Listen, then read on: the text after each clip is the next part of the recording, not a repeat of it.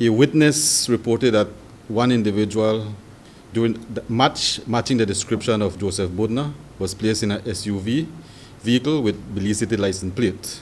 But then just 4 minutes later, he said it was a car. We do know that there was a confrontation among 4 individuals. One of them fit the description of Joseph Budna, who was placed in it appears to be a car.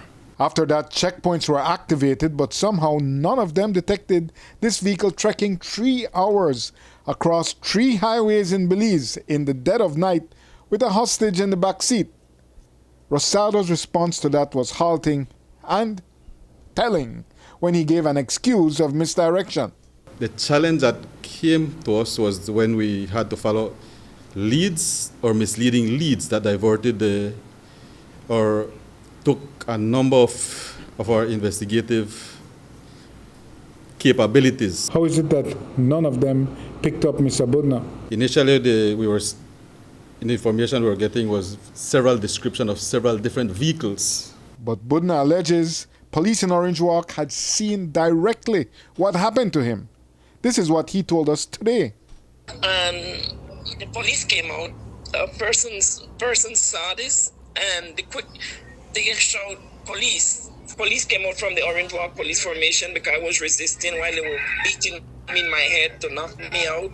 And how do you know these people are Belizean police officers if you couldn't see their face? I saw one of their face. I managed the one that one of them that went to us to Arenal. He was the one giving instructions, so I saw his face. That one was not using mask. He had on a white T-shirt. However, I can tell you that all of them were speaking English and Belizean Creole loud and clear. The guy said, shut the F up, shut the F up. And he cranked his gun and put it on my back of my head. But our investigation so far has not revealed that any police officer approached those individuals. And it was shown in the camera footage that only the confrontation were among 4 individuals. When I got up, I was in Arenal.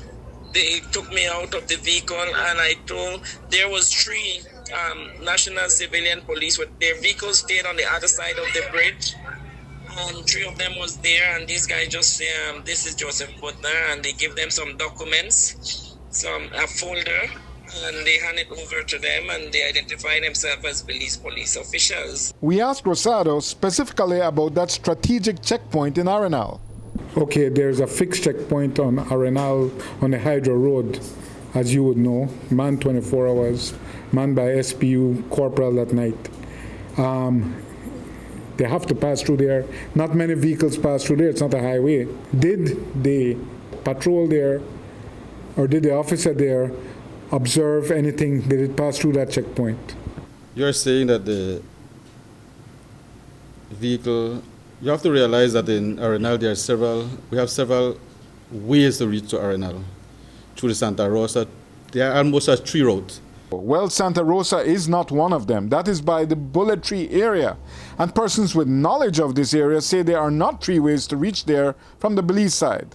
And the checkpoint is located so that all traffic going to the Arenal football field has to pass through it. Budna insists that is where police handed him over along with a folder.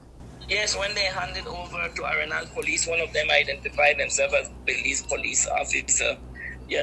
But they did not allow me to stay too close or to see the transaction. And they just hand over the folder and they move with me very quickly. Nonetheless, Orange Walk uniform police came out.